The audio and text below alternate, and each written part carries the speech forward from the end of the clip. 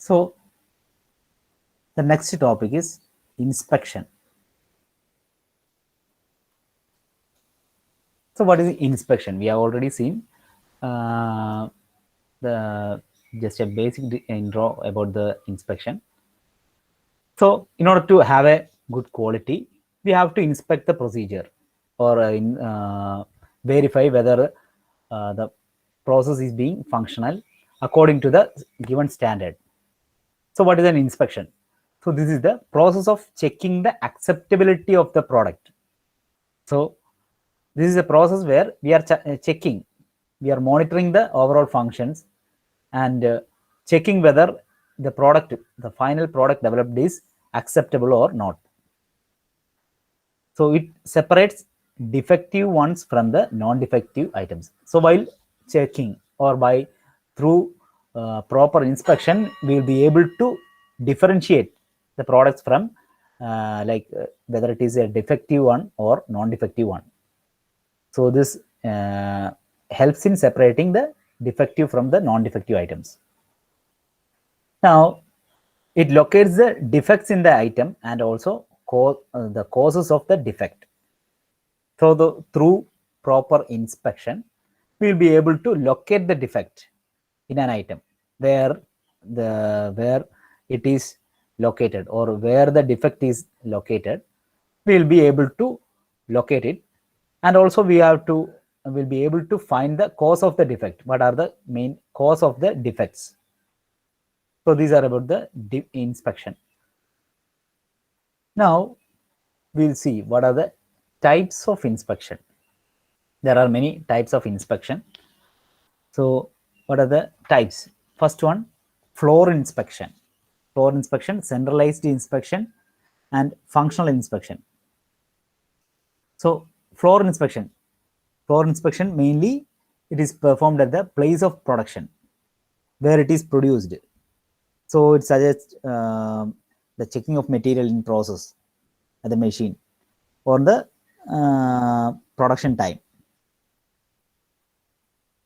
Then regarding the centralized inspection means it is conducted in a centralized manner, or it is placed inspection is done in a central place where it is there, everything is there. That is a central place where with all the testing equipments, sensitive equipments are housed.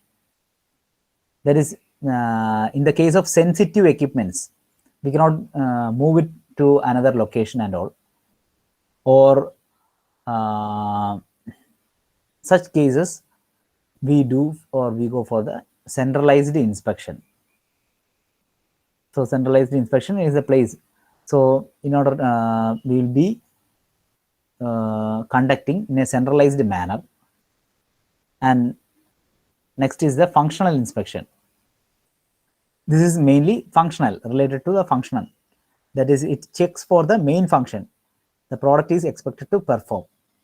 So it will check for the main function whether it is conducted in a or doing in a proper manner or not. It will check.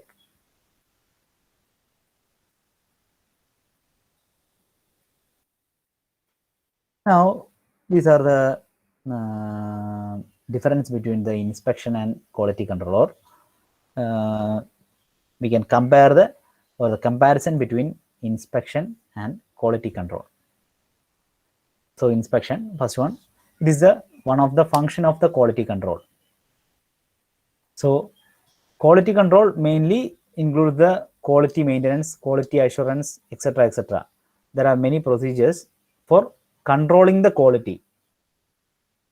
How to control a quality, or quality itself is the fitness for the purpose, how it is fit for a particular purpose.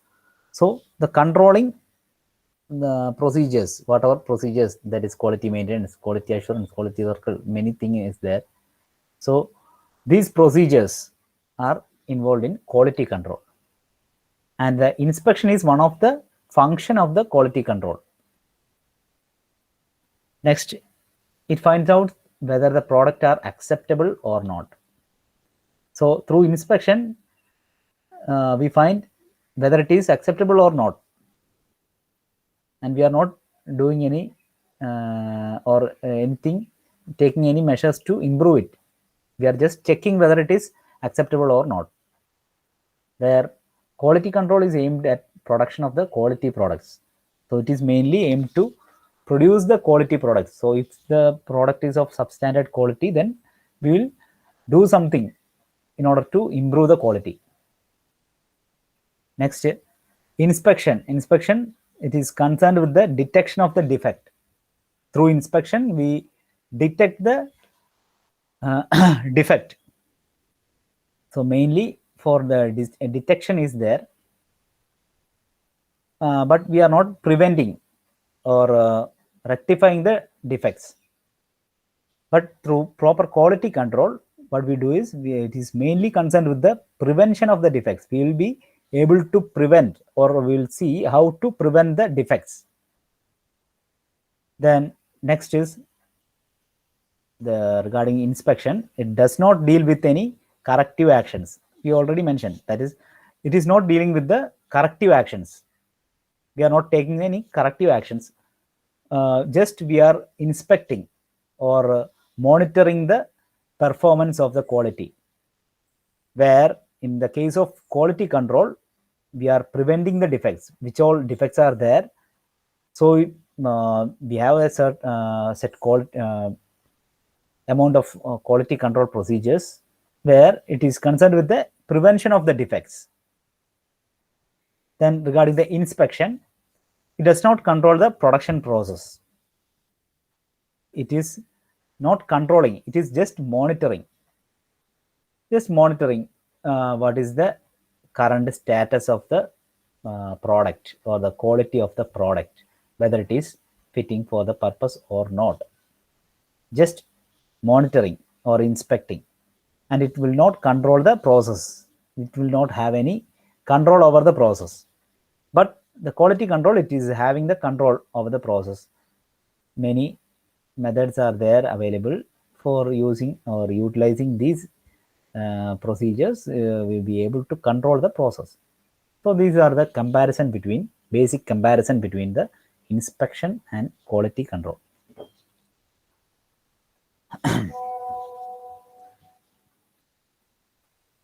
Okay, next, the methods of inspection. We already seen that is regarding the functions and all, whether you can go for 100% inspection or you can opt for sampling inspection. So the same thing is given here. That is, inspection are of two types mainly. Either you can go for 100% inspection. That is, test involved is non-destructive testing. Non-destructive testing means you can have two type of testing. In non-destructive testing, you have a paper like that, right? In that you have seen many methods like X-ray diffraction or magnetic particle separation method. So these are non-destructive testing methods. That is, testing a product, whether it is good or not, by without destructing the product. Like if it is being tested, then it will not be functional sometimes. അതായത് ഇപ്പോൾ ഒരു മാങ്ങ കൊണ്ടൊന്ന് check ചെയ്ത് നോക്കുകയാണ്, അത് മുറിച്ച് കഴിച്ച് നോക്കിയിട്ട് കൊള്ളാന്ന് പറഞ്ഞിട്ട് കാര്യമുണ്ടോ? പിന്നെ മാങ്ങ വിൽക്കാൻ പറ്റില്ല അല്ലേ? അപ്പം suppose you have 10 mangoes and you have eaten everything and you give the certificate that it is very good or it is fit for eating. Is there any use for that? Everything will be consumed. So you can take one mango out of that and test it, taste it, and you can ship the rest 9. So that is sampling. So if it is not consumed, that is, you are just looking the mango, shape of the mango, and saying it is good, then it is like a non-destructive testing. That is, you are not destructing the product, final product. So there are many methods for related to the non-destructive process. We have already studied, I think. So in 100% inspection, what we do is this type of test will be there. That is, testing involved is non-destructive testing. Every piece is separately inspected. So 100% inspection, that is, every piece will be separately inspected. And here, since we need for, we go for the 100% inspection, that is, every piece is inspected. So we need more and more officials or workers or the inspectors required for the inspection, conducting the inspection procedure. So these are about the 100% inspection. Now we'll move to the sampling inspection. So sampling inspection means we are choosing a sample from the lot. So these type of inspection are mainly used in the case where there is a huge amount of or huge volume of production available. So in that case, we cannot go for 100% inspection, or we cannot inspect the full volume of products. So in that case, what we do is we take a sample from the lot and we will inspect on that. That is, drawing the sample from a batch on a random basis. So in a random fashion, we took the products or the sample.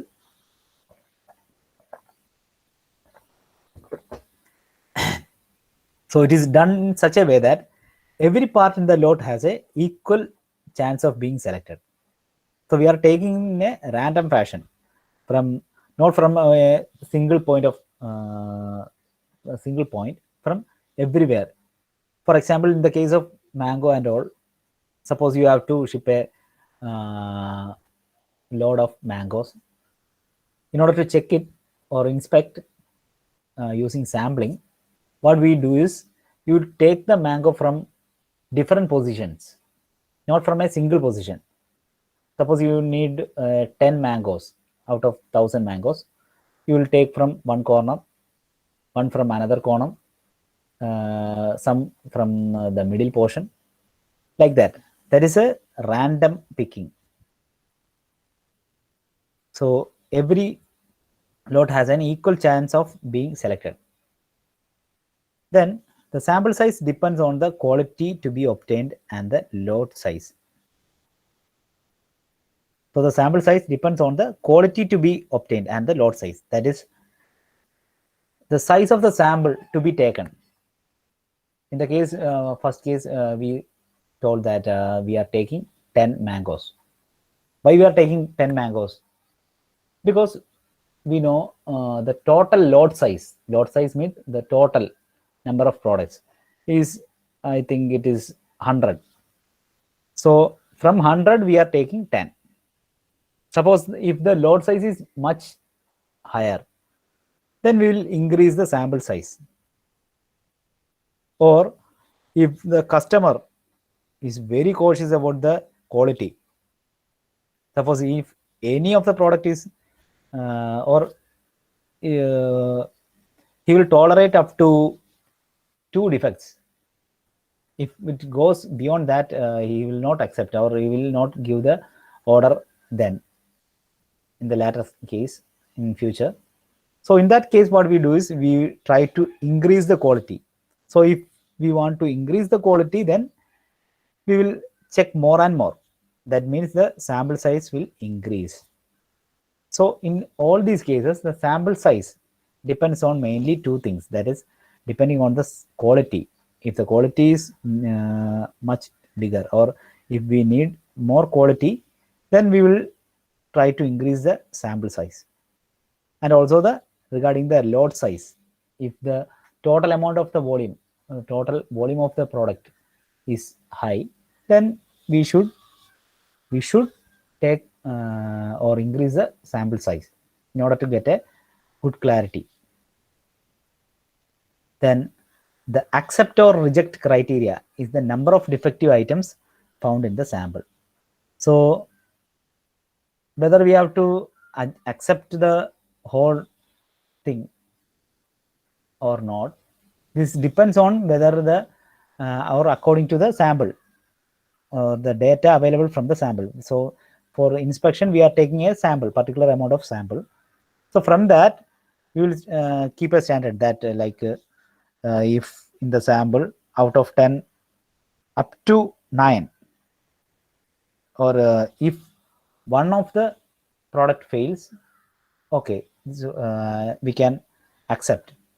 If more than one product fails, then sure we will go for rejection. Like that, if we keep a standard. So what happens is, according to the sample, number of defectives in the sample, we will go for acceptance or the rejection. So these are the methods of inspection. Now sampling.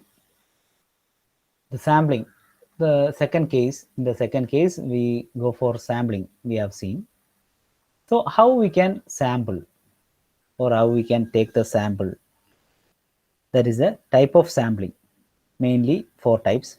That is random sampling, then stratified sampling, cluster sampling, and finally systematic sampling.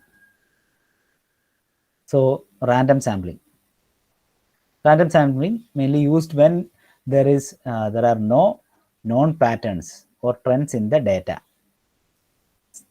That is, suppose in the case, if there is any pattern, then we will sample according to that pattern.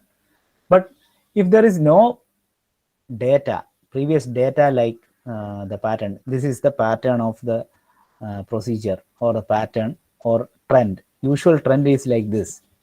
If you take this product, there will be a chance of failure. Like that, there is no previous pattern or trend available, then we'll go for random sampling. You can take anything, any sample, anywhere, from anywhere we can take the product. Suppose in the case of the mango and all, we know that the mangoes placed in the corner position may be damaged, in the center portion may not be damaged.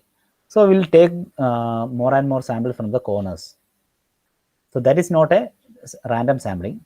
But if there is no such trend, then we can go for a random sample. Next, stratified sampling. That is, the population is divided into groups based on some characteristics. Then within each group, often a random sample is selected. So here, stratified sampling means we are grouping the whole load size. So you are having a load size, full load size. From that, we will group. In the case of mango, we have already discussed. We will group like the mangoes in the corner positions. Then into group A, and group B contains mangoes which are beneath the portion, or the under portion, and group C, the mangoes which are free to the atmosphere, or the placed in the top portion. So what we do is, we will take the sample from each group. So within each group, a random sample is taken. So from each group, will act like a random sampling. Random sampling will be done on the from each groups. So this is the stratified sampling. Next, cluster sampling. Cluster sampling means the population is split into groups or clusters, and then a random choice of the cluster is made. That is, before that, that is in the stratified sampling, what we do is, we defined many groups, group A, group B, group C, and we are taking the sample from every group. That is group A, group B, group C, everything is being taken. Now in the cluster sampling, what we are doing is, we are splitting into groups or clusters, and we are choosing only certain clusters, because we are having a lot of groups. or not 3, but many clusters are there. In that case, what we do is we will randomly choose some of the clusters, and from there we will be sampling. Suppose in the case of any school, you need to know what is the regarding anything, like suppose you need a health checkup or a health quality of any student, or any feedback. Suppose you have to take a feedback, uh, 1 or 2 feedback, or 10 feedbacks required from the school. The school itself is uh, clustered or grouped into many. That is first standard student, second standard student, third standard, fourth standard, fifth, sixth, seventh, eighth, ninth, up to 12th. So you are having many samples or clusters. From that, you are choosing some of the clusters, that is say 10th standard and 11th standard. And from that, we are taking the samples like roll numbers 5 to 10. So roll number 5 to 10 is the sample taken from 10th standard, and roll number 6 to 10 from 11th standard, another sample. Like that, we are not taking the sample from every class, but from some of the classes. If that is the scenario, then we go for cluster sampling. Then next is the systematic sampling. Systematic sampling. So by the name itself, we'll get an idea that is it is in a systematic manner. Now, how it is arriving in a systematic sampling? So first sample is selected at random, and then the remaining units are selected at a fixed interval. That is, in the case of a school itself, if you are having in a class, in a particular class, you have 60 students. So the first sample, in order to find the height of the students, suppose you have that is your objective, then you have to find the average of the height of the students. So for that, you need a data, and you don't have the time to check the height of every student. So you are taking sample of 10 or sample of 7. So first you will take as a random, that is roll number 3. So you have chosen the student with roll number 3. Then what you do is you are placing that after, or the roll number should increment by 5. So first of all, you have chosen the roll number 3. So the next one will be roll number 8, then plus 5, plus 5, plus 5, like that. So what we will do is, first of all, you will find the sample, or find the product with, or sampling is done in a random fashion.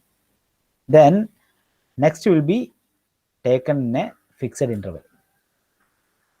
So these are the types of sampling, or the sampling techniques: random sampling, stratified sampling, cluster sampling, and systematic sampling. Okay. Next,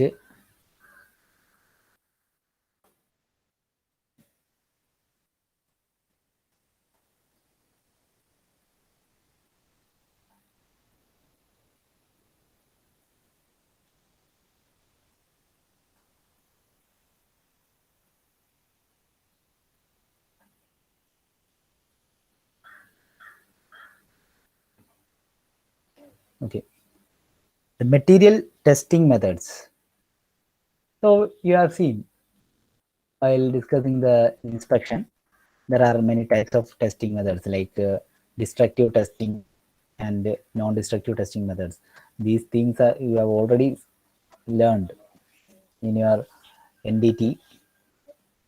So just naming the tests, that is regarding the destructive testing. So what are the destructive testing methods?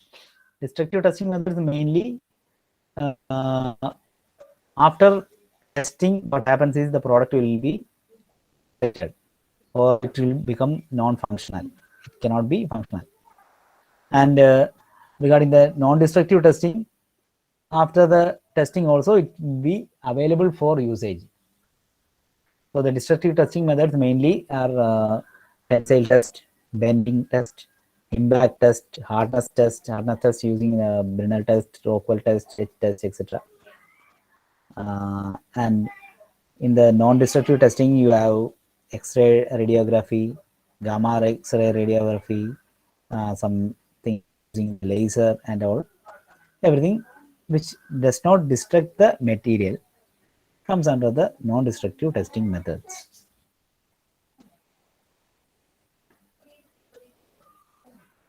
So just see the figures, have a recap on the procedures. These were the X-ray radiography, the experiment setup using the X-rays. You will be able to inspect the material, and based on the equations and all, we have already seen in the X-ray radiography, and on the diffraction patterns, diffraction values, you will be able to check with the standard chart and say what is the main uh, problem involved, whether it is having any blowholes or there is any crack and where it is located. So these all things can be analyzed using the pattern, diffraction patterns.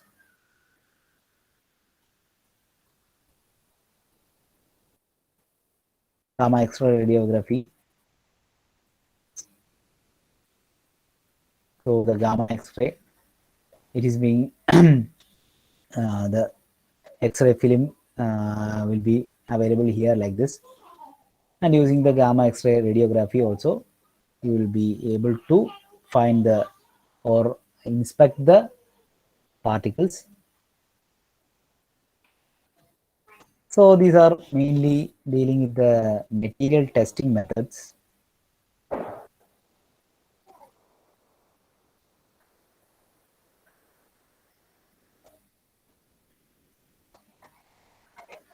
Okay, so the next thing, okay, we will discuss on next class, that is statistical quality control.